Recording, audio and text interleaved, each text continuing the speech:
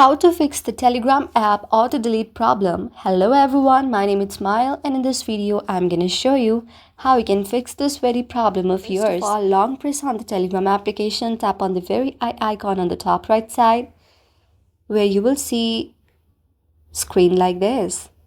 Now from here what you need to do is scroll a little bit down, tap on the very storage option, make sure you clear all the data and all the cache from the Telegram. Go back and now tap on the very force stop option and tap on OK option here. Now it is force stop for now.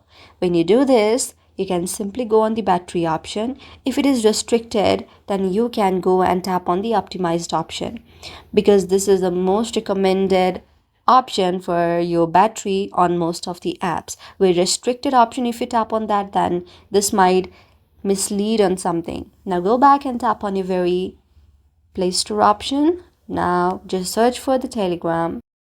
After you search for the Telegram, tap on this very option, tap on uninstall option and install this Telegram again.